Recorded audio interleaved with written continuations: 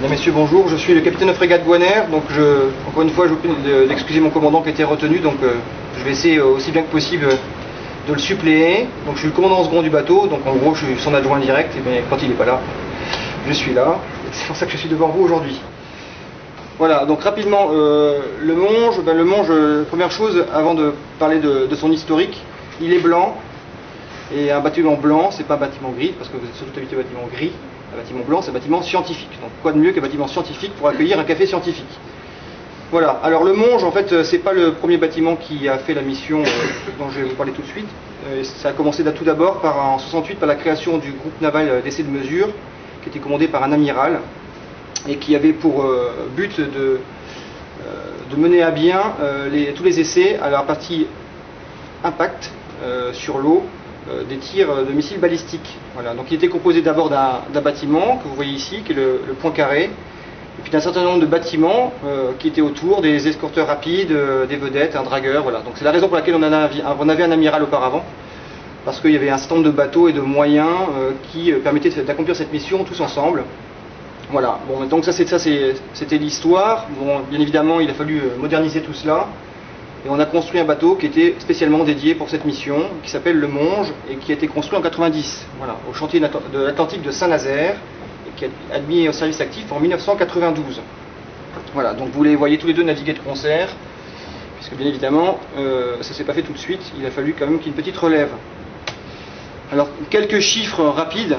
Le BEM Monge, donc c'est déjà un grand bâtiment, vous l'avez constaté. Alors c'est sûr que si on compare par rapport au bâtiment qui est juste de l'autre côté, et qui n'est pas la même nation, il n'est pas si gros que ça. Et pour la marine française, c'est un grand bâtiment, c'est même, il y a une petite dispute à ce sujet, le deuxième plus grand bâtiment de la marine française. Je ne sais pas si vous avez entendu parler des bâtiments de projection et de commandement, Mistral, Tonnerre, enfin, certains en ont peut-être entendu parler, c'est des espèces de gros bâtiments qui ressemblent à des boîtes à chaussures, et qui servent à transporter l'armée de terre d'un point A à un point B, à ramener des hélicoptères, du matériel, qui sont d'énormes bâtiments, et suivant qu'ils sont lèges, donc sans rien ou chargés, ils sont plus légers ou plus lourds que nous. Voilà. Et nous, on est tout le temps, en gros, à 20 000 tonnes. Voilà. Donc c'est pour ça que c'est quand même un grand bâtiment, et c'est aussi pour ça, du coup, qu'il est commandé par un capitaine de vaisseau. Bon, je ne vais pas m'étendre très longtemps sur ces caractéristiques techniques qui, à mon avis, vous intéressent assez peu. Sachez juste que le bateau va pas très vite, vous pouvez le constater, c'est pour ça qu'on a mis 2 semaines pour franchir l'Atlantique. On va à 15 nœuds. Mais finalement, on n'a pas besoin d'aller beaucoup plus vite, parce que finalement, on chasse personne. Voilà. Que vous dire d'autre, voilà, 203 mètres de long, voilà, il est assez large. Une seule nid d'arbre pour ceux qui sont marins, donc il n'y a qu'une seule nid d'arbre, ce qui du coup, pour la manœuvre, le rend un peu moins aisé qu'un bâtiment qui en aurait bien évidemment 2, mais bon voilà, c'est une grosse machine assez saine qui va assez lentement. Voilà. Alors, tiens, petit souci sur voilà, c'est bon, ça revient. Sur les gens qui sont à bord du Monge. Donc au total, c'est un peu plus de 200 personnes, tout mélangé. Voilà. Donc c'est un bâtiment scientifique, donc il y a des marins à bord, des marins de la Marine nationale, et on a également du personnel de la DGA. Donc DGA, ça parle à tout le monde. Donc globalement, c'est la DGA, c'est nous, on utilise le matériel, et la DGA décrit ce dont on a besoin, l'achète, et il le met à notre disposition une fois qu'il est essayé. Voilà, donc à bord, on a un certain nombre d'officiers, bien évidemment, des officiers mariniers. Officiers mariniers, pour ceux qui ignorent les codes de la Marine nationale, c'est l'équivalent des sous-officiers dans les 2 autres armées et de la force armée qui est la gendarmerie, des équipages et les 18 personnels de la DGA. Alors parmi ceux-ci, vous les voyez sur la droite, vous avez un certain nombre d'ingénieurs, dont 2 militaires, un ici présent, l'autre n'est pas là aujourd'hui, et puis les autres qui sont des ingénieurs civils, M. Verrier est ici, et puis des techniciens qui, eux, pour la peine, sont tous des civils. Voilà, donc c'est un équipage qui est mixte et qui a pour vocation de faire la mission dont je vous ai parlé, entre autres, la mission dont je vous ai parlé auparavant et que je vais un peu décrire un petit peu après. Voilà. Et en plus de cela, il y a un petit hélicoptère que vous avez vu, qui n'est pas extrêmement grand, mais qui suffit aux besoins de ce bateau, qui, comme je vous l'ai dit, n'est pas un bâtiment de guerre à proprement parler, qui est l'Alouette. On doit être encore les derniers à les utiliser, mais elle suffit aux besoins que nous avons. Voilà. Alors la mission principale du groupe M, le groupe d'essai de mesure, c'est bien évidemment participer à la crédibilité technique de la dissuasion nucléaire. Donc bien évidemment tout d'abord les missiles balistiques, mais également les missiles air-sol moyenne portée, portés par les aéronefs de la marine et de l'armée de l'air.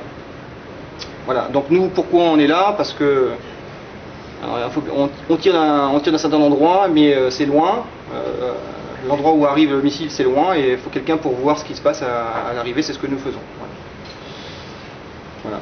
Alors, donc du coup, on apporte notre soutien, non pas à la marine, mais principalement à la DGA et ses missiles, dans le cadre des essais en vol de tous ces missiles.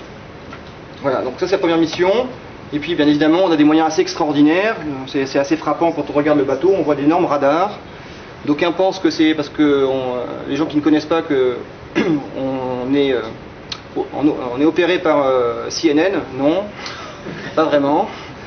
Donc c'est des radars qui permettent de voir très très loin, et bien évidemment, s'ils permettent de voir très loin, ils permettent de voir dans l'espace, ce qui permet de faire les missions que vous voyez qui sont énumérées ici, de la trajectographie pour le recalage d'orbite de missiles par exemple, pour éviter qu'ils soient détruits en heurtant les débris dont je parle justement derrière. Par exemple, et puis aussi, je ne vais pas déflorer le sujet qui arrivera après, il est suivi de rentrer à un risque. Voilà. Donc tout ça pourquoi? Tout ça pour vous amener au cœur du sujet que nous allons aborder aujourd'hui, que va aborder Thibaut Cheviron, qui est le chef du service radar à bord. Donc c'est lui le grand spécialiste du fonctionnement de ces radars à bord, et je lui cède la parole. Merci de votre attention.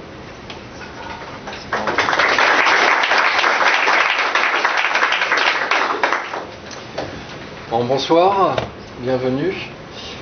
Donc, vous avez largement lu la biographie, je ne vais pas me présenter. Si des fois ma voix porte beaucoup moins que le commandant en seconde, donc si au fond vous ne m'entendez pas très bien, n'hésitez pas à faire des grands signes. J'essaierai d'augmenter le volume autant que possible. Donc pour commencer cette présentation, je vais reprendre une citation d'un ancien commandant du Monge qui disait « Les pieds dans l'eau, la tête dans les étoiles ». C'est exactement une phrase qui résume le BEM Monge. Un bâtiment qui est extrêmement atypique et qui, par le sujet de cet exposé, va peut-être permettre d'échanger sur la surveillance spatiale. Est-ce que parmi vous, il y a des personnes qui connaissent ou qui sont sensibilisées à ce sujet-là? Non, ça sera l'occasion de vous le faire découvrir.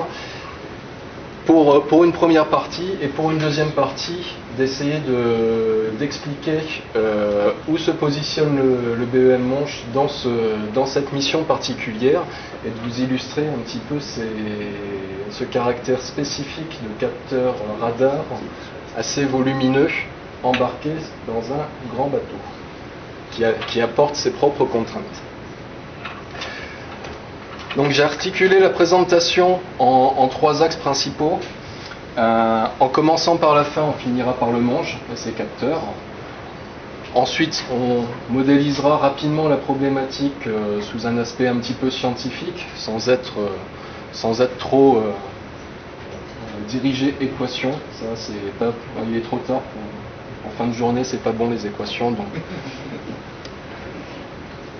Et puis, dans un premier temps, donc, qu'est-ce que c'est la surveillance spatiale?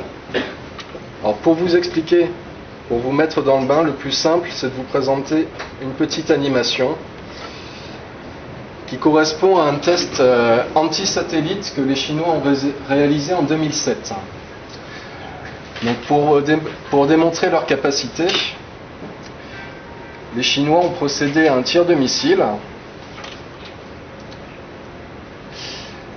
Et ce missile a atteint sa cible, qui était un satellite désarmé qui devait rentrer.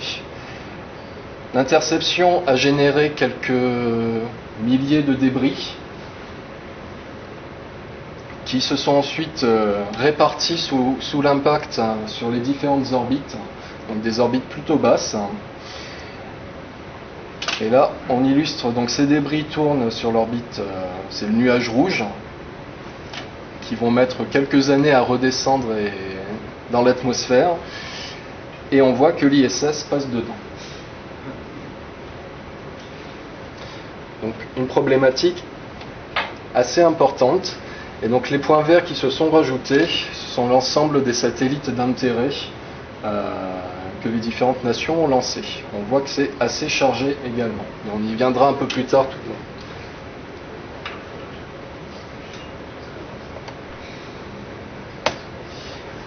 Donc la surveillance spatiale, depuis que l'homme s'est lancé dans la conquête de l'espace et a lancé le premier Spoutnik en 1957, l'homme a déjà procédé à plus de 5000 lancements d'objets. Sur ces 5000, certains se sont fragmentés. On a déjà noté 4 collisions majeures entre objets. Et les chiffres qu'il y a à retenir, et si vous avez que quelques chiffres à retenir de cette présentation, ce sont ceux-là. C'est plus de 22 000 objets en orbite d'une taille supérieure à 10 cm.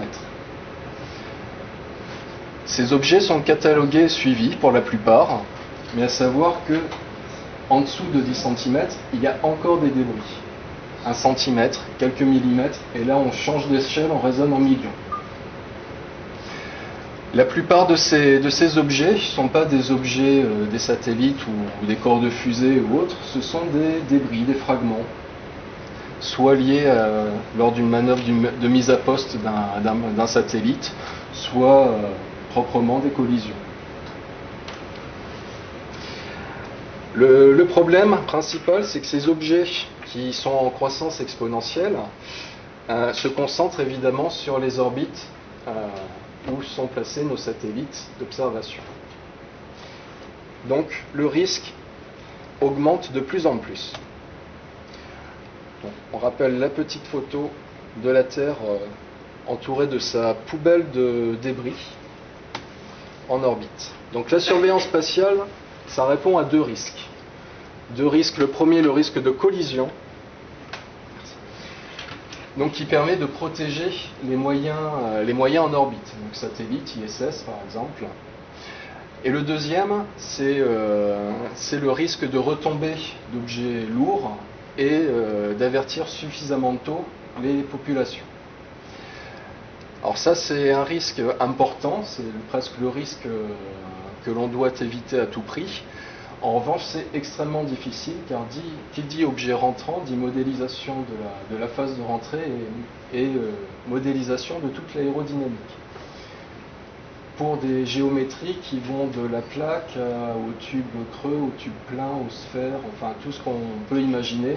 Donc, c'est extrêmement difficile de définir avec précision la zone de retombée. En revanche, c'est pas parce que c'est difficile qu'il ne faut pas le faire, au contraire.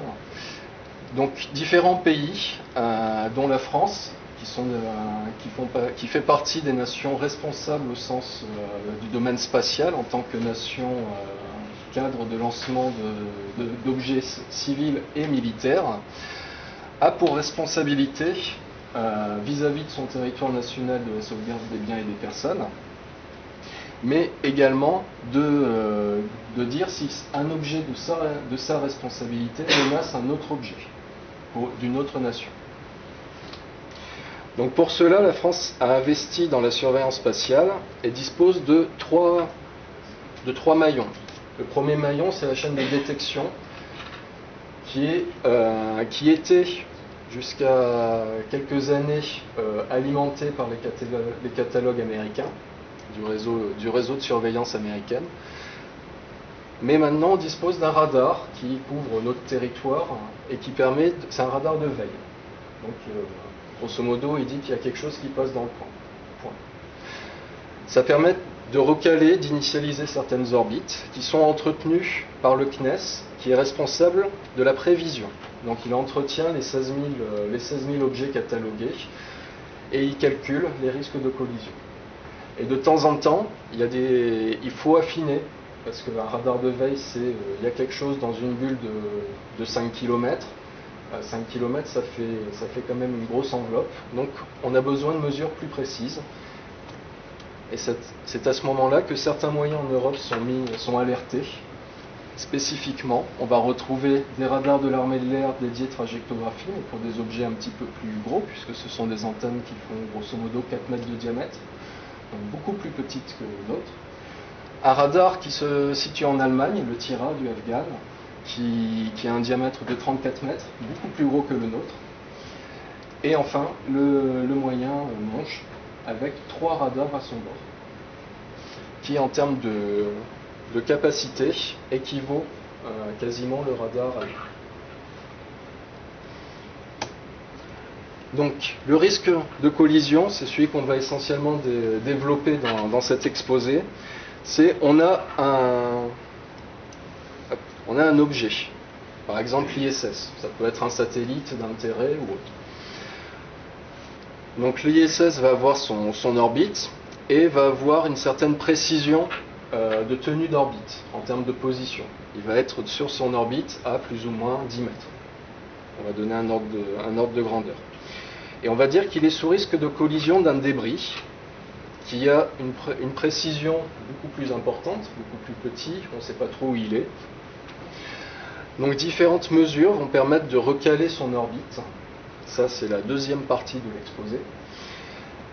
Et la problématique, c'est que le CNES va nous dire j'entretiens mes catalogues, j'entretiens mes orbites, et là, je vois, ça va se croiser. Il va y avoir un instant de collision, probable. Parce que le volume bleu et le volume rouge vont s'intersecter. Donc on lève le risque si la distance entre les deux objets est supérieure à 3 fois l'incertitude de chaque volume élémentaire. Ça, c'est la règle, on va dire, assez intuitive. Quand on projette cette distance dans le repère de l'engin d'intérêt, dans l'ISS, donc on va pouvoir dire il va passer à 10 mètres de moi dans l'axe radial devant moi, donc là c'est quand même un peu dangereux. Par contre, en distance transverse, il passe à 500 mètres.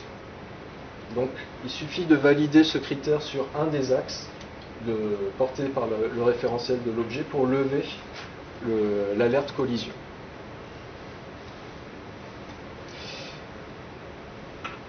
Donc le cœur de la problématique, l'aspect scientifique de cette problématique, c'est l'orbitographie. Tout tourne autour de l'orbitographie, qui est un vieux problème.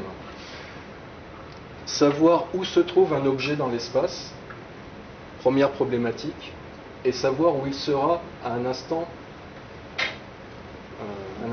suivant, et forcément, plus on a de préavis, mieux c'est. Donc la première problématique, c'est de savoir où il est, donc la notion de position. La projection dans le futur, on sent le temps qui intervient, donc on va avoir besoin de vitesse. Donc notre vecteur d'état, ça va être position-vitesse. Et le premier à s'être intéressé à cette problématique, c'est Kepler.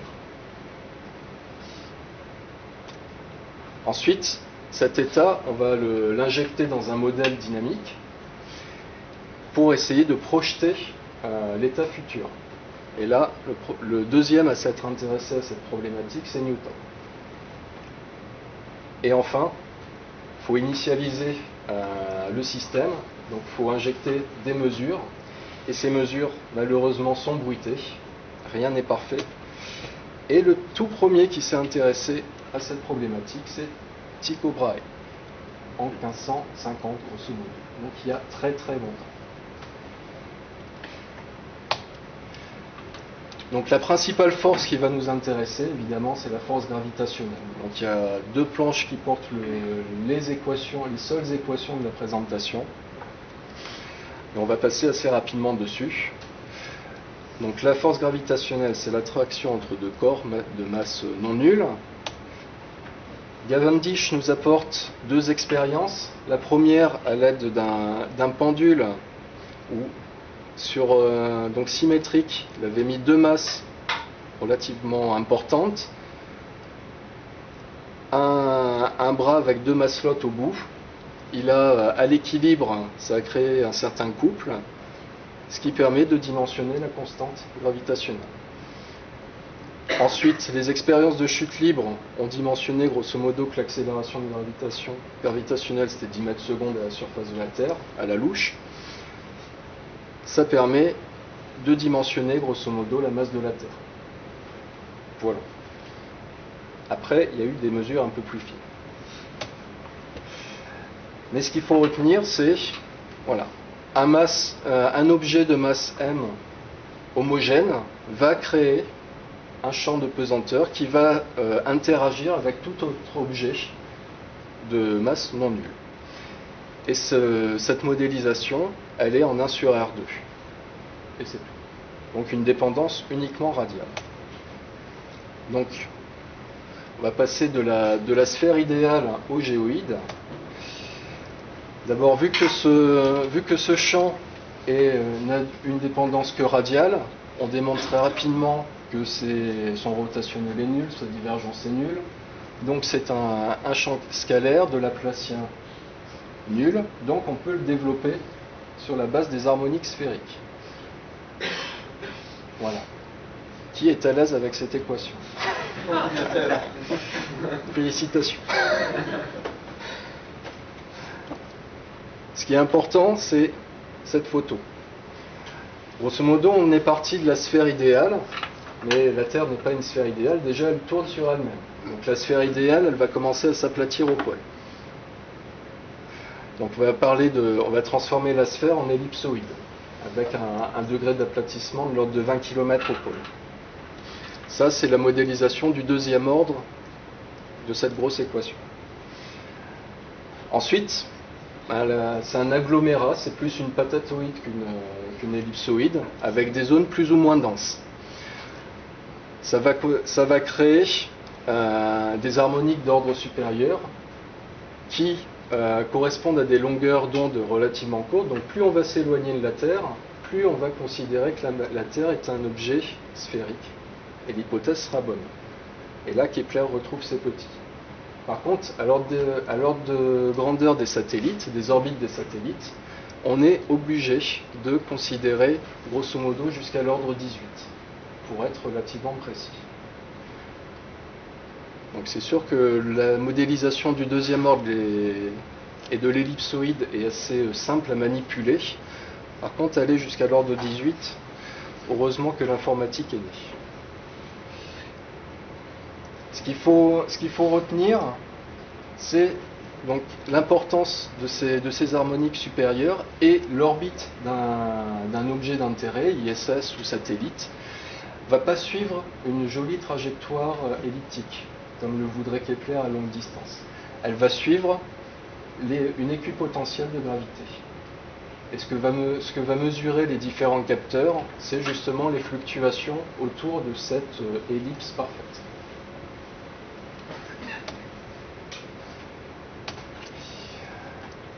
Donc la problématique de la prédiction, c'est, voilà, on a un modèle d'état, on a un système d'équations non linéaires. Donc là, l'automaticien que j'ai été dans mes études est content, il retrouve ses équations. Volontairement, on a négligé les forces de frottement, les coefficients de frottement. C'est important. Et ça commence à être important parce que ça ne sert à rien de développer les harmoniques d'ordre 100 du potentiel.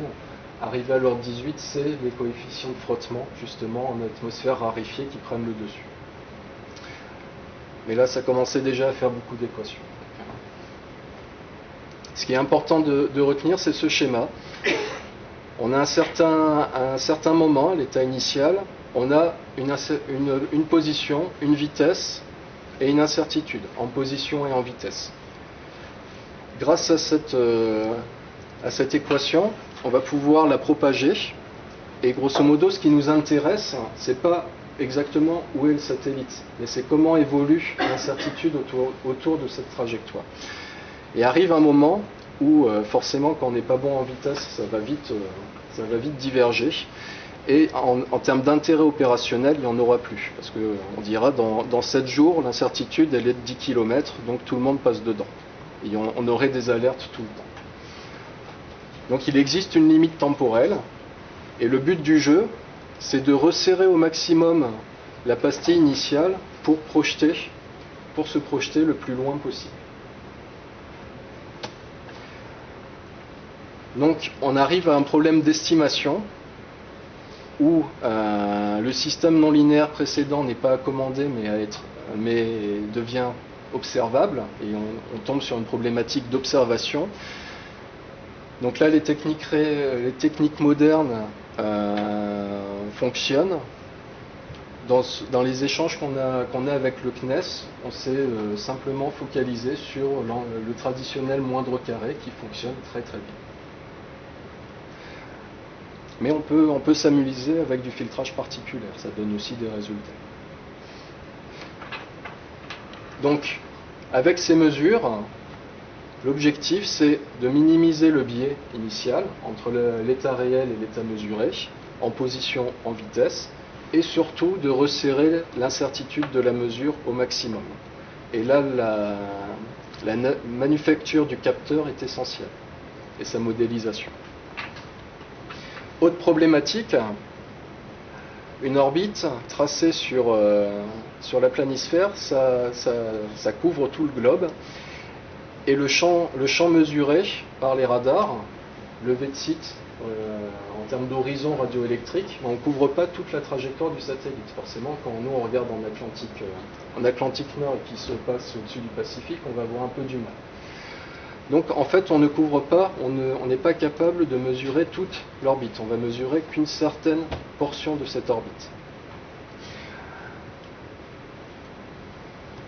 Donc on a réalisé avec le CNES une campagne en 2011 pour grosso modo quantifier et dimensionner notre performance de trajectographie MONGE, avec le radar Tira allemand également, sur des satellites qui sont extrêmement suivis, instrumentés. Donc on va parler de Spot 5 et d'Envisat qui font partie du réseau DORIS, qui sont suivis à la fois télémesure, radar, optique, et qui ont une précision d'orbite inférieure, de centimétrique. Donc on le connaît extrêmement bien. D'autres satellites ont été poursuivis, des satellites géodésiques qui étaient positionnés à l'aide de lasers et qui offrent une précision d'orbite de référence métrique décamétrique. Et on a donc réalisé tout un tas de mesures. Ce qu'on voit ici, ça s'est étalé dans le temps, là, juste pour Envisat, sur une semaine. La campagne a duré un peu plus de 2 mois, grosso modo. Et on a utilisé tous nos moyens, pas forcément tous en même temps. Et on a restitué les différentes performances. Donc trois axes. Grosso modo, l'erreur dans l'axe radial, transverse et le complémentaire. En rouge, la théorie pure, sans correction et sans soin particulièrement apportés. On est quand même déjà à 400 mètres. C'est assez raisonnable. La deuxième, la bleue, qui commence à introduire la notion de frottement. Donc coefficient de frottement, et la verte, l'idéal, c'est quand on a commencé à modéliser les défauts de la chaîne de mesure propre au MONGE. Donc le capteur a des biais, a une somme de biais qu'on a restitué, qu'on a identifié grâce à ces orbites de référence. Donc sachant où l'objet était, on a fait le chemin inverse pour modéliser le capteur. Ensuite, le capteur étant bien modélisé, on a validé sur d'autres trajectoires de référence que ça marchait bien, et on peut projeter ces résultats sur des débris qu'on ne connaît pas. Autre résultat intéressant, vu qu'on observe qu'une petite portion de cette orbite, il va falloir plusieurs passages pour affiner l'estimation de cette orbite. Ce qu'on voit, c'est que 4 passages, c'est pas acceptable. 4 passages, ça fait des erreurs tangentielles de 10 km. On passe à 6 passages, on tombe déjà inférieur à 1000 mètres. Et c'est valable 2 jours. 8 passages, on est dans la gamme des 400 mètres, on descend même en dessous des 400 mètres. Et c'est valable un peu plus longtemps. L'idéal étant 10 passages, on pourrait en faire beaucoup plus, mais l'idéal étant 10 passages, on est en dessous des 100 mètres et on est capable de tenir quasiment une seule.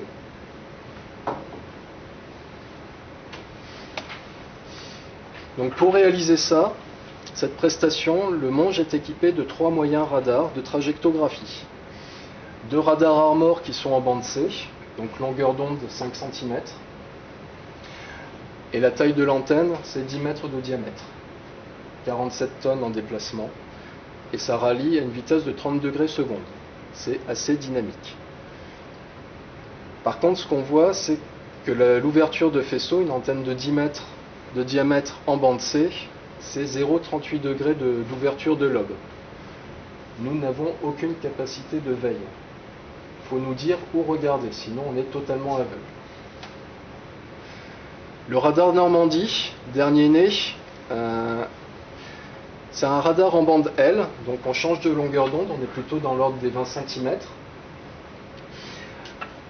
Donc du coup, vu que la longueur d'onde est un peu plus importante, on peut se permettre d'être un peu moins gourmand en puissance.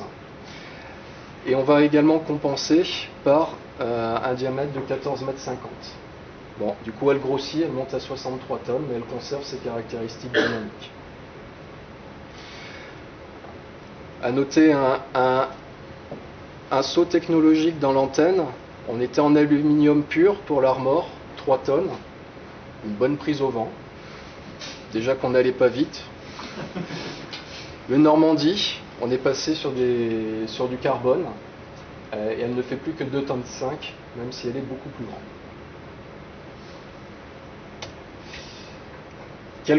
Quelques performances. Donc en termes de SER, l'ISS c'est 30 dB mètre carré. C'est plus qu'un autobus, c'est énorme. Un homme, en comparaison, c'est de l'ordre de 0 dB mètre carré. La comparaison qu'aime beaucoup le commandant en second, c'est la pièce de 2 euros.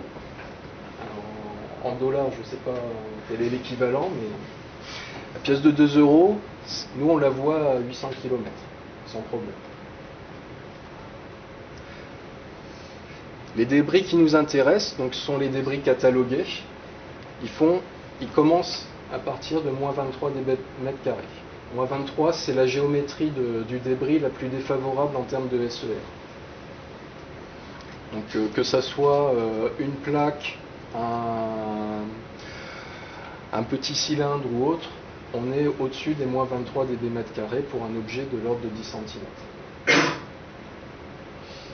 Alors en termes de bilan, on voit donc tout ce domaine-là, il nous faudrait des antennes un peu plus grosses. Mais grosso modo, voilà, le domaine d'emploi du Monge, c'est ici. Et pour les débris les plus faibles, on est au-dessus de 1500 km.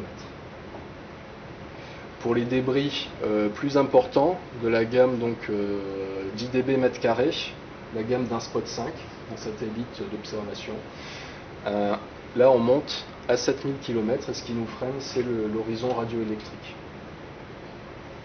Ou alors il faudrait les mettre en orbite un peu plus haut.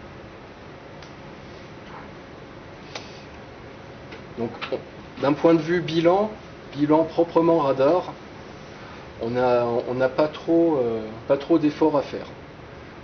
Néanmoins, les radars sont entièrement paramétrables en termes d'impulsion émise. Ça, c'est une nouvelle technologie dont sont hérités ces radars qui le permettent. Donc, on fait ce qu'on veut en termes de bilan. Mais ce qui nous intéresse surtout, ce sont les précisions de la chaîne de mesure. Donc, rapidement, l'onde, elle va partir, elle va revenir sur l'aérien, elle va être descendue en hyperfréquence. Nouvelle évolution technologique, on va la numériser au plus proche de la source de manière à minimiser les pertes de réception et on va la descendre par fibre optique au niveau des calculateurs. Et ce qui va nous intéresser pour obtenir les meilleures performances, c'est le temps différé, c'est-à-dire que le radar va avoir 2 chaînes de réception, un pilotage temps réel pour positionner la tourelle et l'objet dans son lobe, et puis elle va mettre le signal qu'elle reçoit de côté sans appliquer de traitement particulier. Et on a un autre logiciel qui permet de entièrement remonter aux caractéristiques de l'objet. Et c'est ce que je vais vous présenter maintenant. Par contre, ce sont des données binaires, il faut les habiller. Donc on a tout un processus d'étalonnage avec des sphères proprement étalonnées. On va enregistrer du bruit pour transformer les bits, les 0 et les 1 en décibels, pour leur donner une grandeur physique.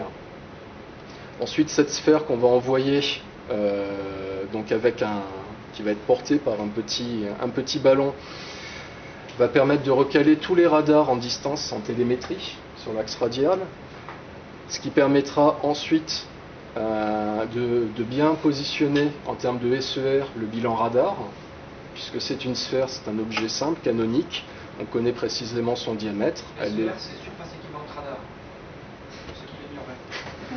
Merci. Et donc on va tenir des performances. Donc après on va faire bouger le lobe radar autour de cette sphère, de manière à modéliser le lobe.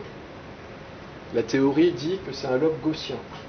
En pratique c'est gaussien mais à quelques pics de hérisson près. Et justement les pics de hérisson c'est important. Quand on modélise proprement les écartométries, on descend à des résolutions inférieures, largement inférieures au milliradian et au dixième de milliradian. Ce qui veut dire qu'à 1000 km, rien que la résolution angulaire écartométrique, dans le repère source radar, c'est 100 mètres. Et on descend en dessous. En termes de précision de tenue de SER, on la restitue dans une fourchette de 0,5 dB m². Mais le principal défaut, c'est que le bateau se déforme.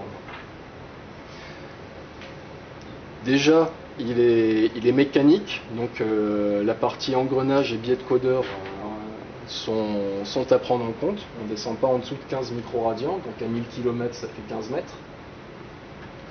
Ça c'est un biais au-dessous duquel on ne descendra jamais. Mais le plus important, c'est ce biais de calibration de plan de pose, qui est de l'ordre de 150 microradians, donc 150 mètres à 1000 km. Qu'est-ce qu'on appelle plan de pose? Donc c'est le plan de roulement du radar sur son fût. On prend de Normandie, 63 tonnes, un beau bébé.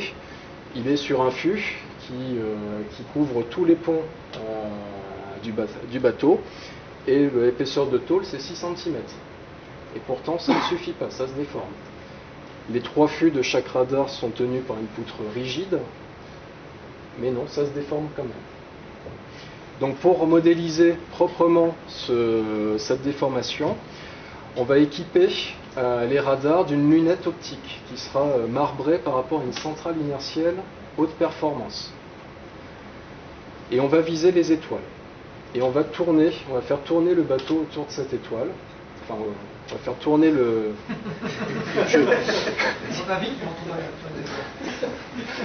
Donc on va faire tourner le bateau sur lui-même avec le radar qui pointe fixement vers l'étoile, et ce qui va permettre de modéliser entièrement le plan de roulement.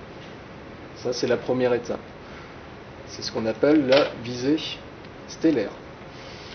Deuxième étape, on a raisonné dans l'axe optique, mais le problème c'est qu'on raisonne en radar, et l'onde électromagnétique, la source radioélectrique, elle est sur un autre axe, et donc il faut estimer le parallaxe. Donc c'est pour ça qu'on va chercher des satellites, des moyens qui sont instrumentés, avec une orbite de référence. Et ayant modélisé proprement le défaut mécanique de plan de pose, sur l'axe optique, on va porter ce défaut, on va faire une poursuite satellite, on va comparer cette trajectoire à l'orbite de référence, et on va pouvoir remonter au parallaxe radioélectrique. Et ça, on l'applique. Ensuite, la question, c'est, tout se fait en termes de trajectographie à bord, pour ramener les mesures radar du repère bateau au repère géocentrique dans lequel on calcule les orbites, par la centrale inertielle. Or, cette centrale inertielle est inertielle, donc dépend du géoïde également. Donc est-ce que le FU, est-ce que le plan de pose que l'on a, c'est un vrai plan de pose ou c'est un défaut de verticalité de la centrale? Ça ne simplifie pas le raisonnement. Autre point, évidemment, il y a l'atmosphère, et l'atmosphère, ça va créer de la réfraction, ça va créer des petits biais de propagation radioélectrique, et notamment ionosphérique, surtout quand on est en bande L, aux alentours des 1300, 1500 MHz. Donc on dispose également de modèles qui sont entretenus, et le Normandie est capable de mesurer le contenu électronique total de son tube d'observation pour affiner son modèle de correction ionosphérique et biais de propagation. Donc on va aller chercher très loin les défauts radar. Quand on applique tout ça, on est assez content parce qu'on est capable de garantir une précision de 500 mètres valable sur 6 jours avec 10 passages. C'est le résultat des courbes. Et on voit que sur certains axes, sur l'axe radial notamment ici, on est inférieur à 2 mètres. Ce qui, pour un bateau, un moyen pas terrestre, pas fixe, qui a énormément de contraintes, est assez remarquable. Sachant que ces performances, on les tient par mer 5, et mer 5 c'est 5 mètres de creux. Même pour 22 000 tonnes, ça bouge un petit peu. Donc, les mesures de trajectographie est un élément qui permet de porter la confiance dans le process de surveillance spatiale. Une petite synthèse de l'activité au niveau du CNES, donc qui a la responsabilité de 18 satellites français à surveiller.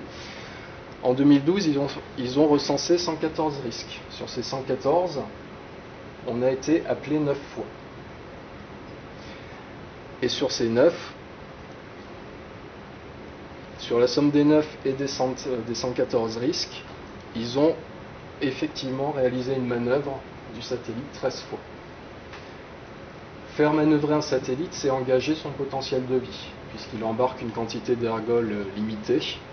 Donc plus on va le bouger souvent, plus on va réduire son potentiel de vie. Et déjà qu'un satellite ça coûte cher, ensuite il faut le lancer, donc ça, le coût rajouté au coût du lanceur. La problématique de surveillance spatiale avec ce contexte de débris croissant est une vraie problématique.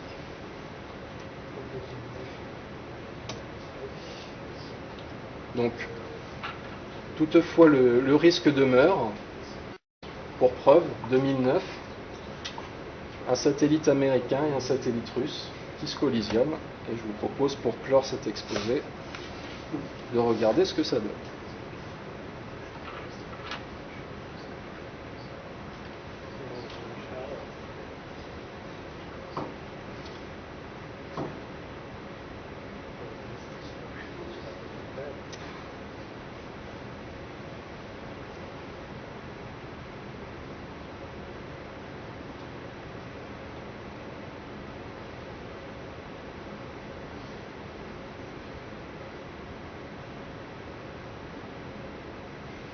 Donc ça a permis de rajouter quelques débris dans le catalogue.